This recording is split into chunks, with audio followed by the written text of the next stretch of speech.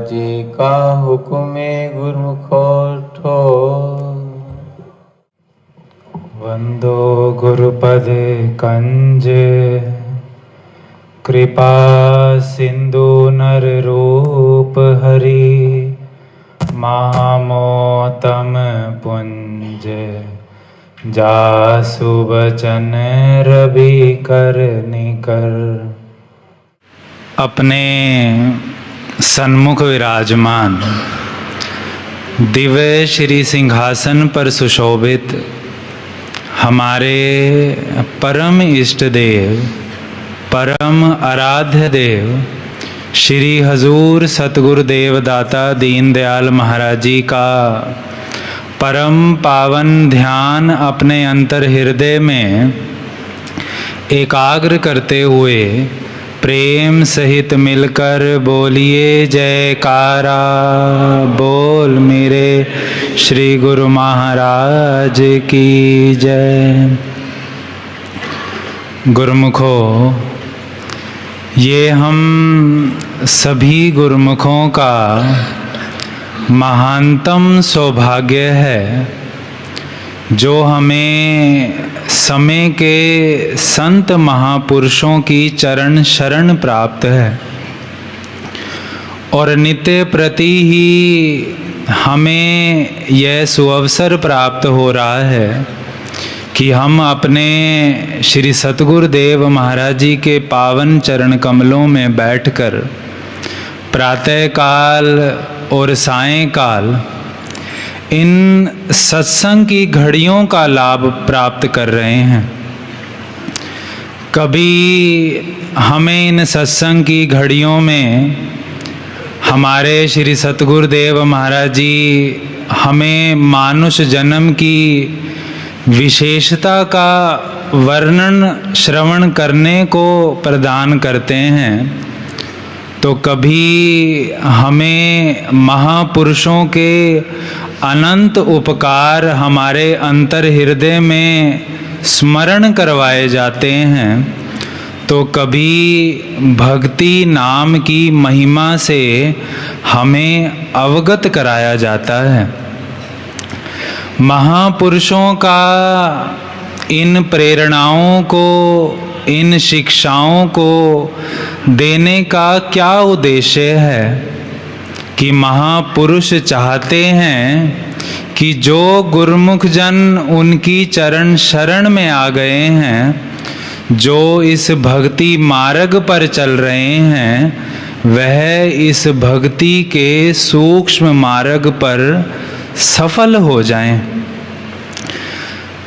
अब महापुरुष हमें क्यों बार बार नित्य प्रति भक्ति करने की प्रेरणा देते हैं, क्यों हमें सुबह शाम भक्ति के नियमों की दृढ़ता से पालना करने की प्रेरणा मिला करती है। हमारे श्री श्री 108 श्री पंचम पातशाही जी महाराज जी अपने पावन वचनों में अक्सर यह वचन फरमाया करते थे कि भक्ति सुख का मूल है, भक्ति सुख की खान।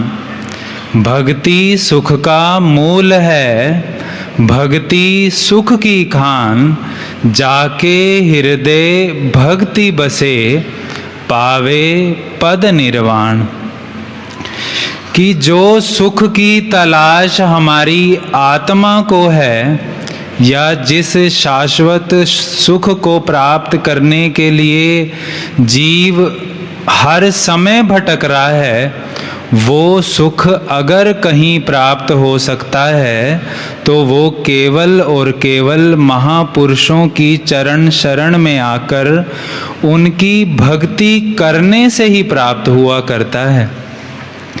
दुखी जीव को सुखी बनाने वाली या अशांत रूह को शांत करने वाली अगर कोई इस संसार में या तीनों लोकों में कोई शक्ति है, तो महापुरुषों की ही वो केवल केवल भक्ति हुआ करती है।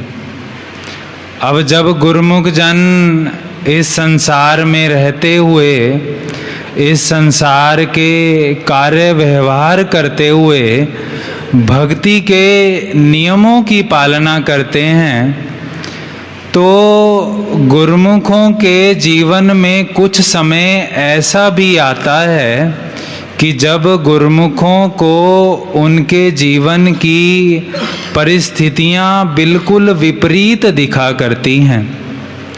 सब कुछ ऐसा लगता है कि वह प्रतिकूल नजर आ रहा है। तो महापुरुष अब हमें उस स्थिति में कैसे रहना है, इसकी प्रेरणा देते हैं। वह हम इस कथा से समझ सकते हैं। एक बार एक प्रेमी संत तुलसीदास जी के पावन चरण कमलों में पहुंचा और कहने लगा, महाराज जी, मैं बहुत भक्ति करता हूँ। लगभग दिन में 24 घंटे मैं भक्ति के साधनों में लगा रहता हूँ, लेकिन साथ के साथ मुझे अंदर यह अनुभव होता है कि मेरे अंदर जो काम है, क्रोध है, लोभ है या चिंता है, वह भी बहुत अधिक है। मैं छोटी छोटी बात पर चिंताग्रसित हो जाता हूँ। अब क्या भक्ति असर नहीं कर रही या भक्ति में असर नहीं है? संत तुलसीदास जी मुस्कुरा पड़े, फरमाने लगे कि तुम भक्ति बहुत करते हो, दिन भर लगे रहते हो, और दूसरी तरफ कह रहे हो कि मेरे अंदर काम, क्रोध, लोभ भी कम नहीं हो रहे। यह तो बिल्कुल विपरीत है, क्योंकि दिन और रात कभी इकट्ठे नहीं हुआ करते। अगर दिन है तो रात नहीं होगी, अगर रात है तो दिन नहीं होगा।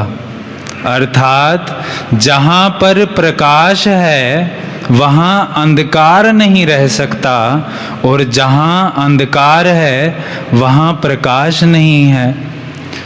तो कहने लगे कि लगता है तुम्हें अभी भक्ति का वास्तविक अर्थ नहीं पता लगा, क्योंकि जो राम की भक्ति है या समय के संत महापुरुष जो भक्ति का रास्ता बताते हैं, वो तो सब चिंताओं को हरने वाला है। जैसे हम सब सत्संग में भी श्रवण करते हैं, श्री रामचरितमानस में यह वर्णन आता है कि राम भक्ति चिंतामणि सुंदर, बसई गरुड़ जाके उरे अंतर। परम प्रकाश रूप दिन राती, नहीं कछु चाहिए दिया घृत बाती। महापुरुष वर्णन करते हैं कि यह जो भक्ति हुआ करती है वह चिंतामणि सुंदर हुआ करती है, अर्थात सब चिंताओं को, सब कल्पनाओं को, कलेशों को, अशांति को हरने वाली हुआ करती है। जो भी गुरुमुख जन इस भक्ति के रास्ते को अपनाते हैं, जिनके अंदर यह भक्ति बसती है, या जो अपने श्री सतगुरुदेव महाराज जी के वचनों को अपने अंतर हृदय में बसा लेते हैं, तो महापुरुष वर्णन कर रहे हैं कि उनके अंतर हृदय में प्रकाश ही प्रकाश हो जाया करता है, अर्थात वह भगवान का रूप हो जाया करते हैं। फिर उस प्रकाश को जगाने या जलाने के लिए किसी दिए की, किसी घी की या बाती की आवश्यकता नहीं हुआ करती। तो फिर उसके जीवन में जो मोह रूपी दरिद्रता है या लोभ रूपी हवा है, वह उस भक्ति के प्रकाश को बुझा नहीं सकती। इसीलिए गुरुमुखों महापुरुष हमें बार बार भक्ति करने की प्रेरणा देते हैं, भक्ति के नियमों को निभाने की प्रेरणा देते हैं। अभी 2 दिन पूर्व भी हम अपने आदरणीय महात्मा जी के सत्संग में श्रवण कर रहे थे कि भक्ति तो हर गुरुमुख करना चाहता है या हर गुरुमुख कर रहा है, लेकिन ज़रूरत है तो गुरुमुखों को अपने अंतर हृदय में भक्ति की चाहत पैदा करने की। गुरुमुखों को ज़रूरत है तो अनुशासन में चलने की। वो कैसा अनुशासन कि गुरुमुख जन संसार में रहें या दरबार में रहें, लेकिन भक्ति के एक एक नियम को, आरती पूजा, सत्संग सेवा, सुमिरन और दर्शन ध्यान, इन नियमों की पालना प्रेम श्रद्धा और दृढ़ता से करते चलें। गुरुमुखों हमारे श्री सतगुरुदेव महाराज जी, श्री पंचम पातशाही जी महाराज जी ने एक बार अपने पावन वचनों में फरमाया कि यदि इंसान एक चीज को बड़ी मुश्किल से या बड़ी मशक्क़त से प्राप्त करता है और उसका उपयोग वह सही तरीके से ना करे तो उसे सब नादान ही कहेंगे। इसीलिए यह गुरुमुख जन होते हैं जिनको यह जो मानुष तन प्राप्त हुआ है यह बहुत मुश्किल से प्राप्त हुआ है। तो अब हमारा यही कर्तव्य है कि जो महापुरुष हमें रास्ता दिखा रहे हैं, जिन भक्ति के नियमों की पालना करने के लिए हमें दिन रात प्रेरणा मिल रही है, हम उन भक्ति के नियमों की पालना दृढ़ता से करते चलें और अपने श्री सतगुरुदेव महाराज जी की जो भी आज्ञा हो उसे सिर रखकर अपने अंतर हृदय में उस प्रकाश को अंतर में प्रकाशित करने का अभ्यास करें।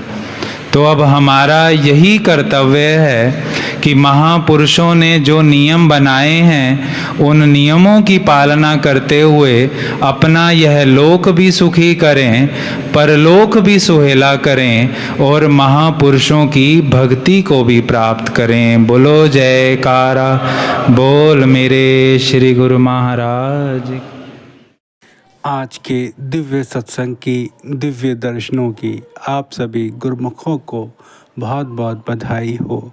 बोल जयकारा बोल मेरे श्री गुरु महाराज की जय। आज श्री गुरु महाराज जी श्री आनंदपुर धाम से प्रस्थान कर रहे हैं। सबसे पहले श्री गुरु महाराज जी परम धाम ग्वालियर कृपा करेंगे, उसके बाद श्री संत नगर का प्रोग्राम है। जहाँ जहाँ श्री गुरु महाराज जी का शुभ श्री आगमन होगा वहाँ का दिव्य सत्संग आप सभी गुरुमुखजनों को यहाँ प्राप्त होगा। चैनल को गुरुमुखजन सब्सक्राइब कर लें, गुरुमुखजन तक अवश्य शेयर करें ताकि वह भी लाभ प्राप्त कर सकें। बोल जय।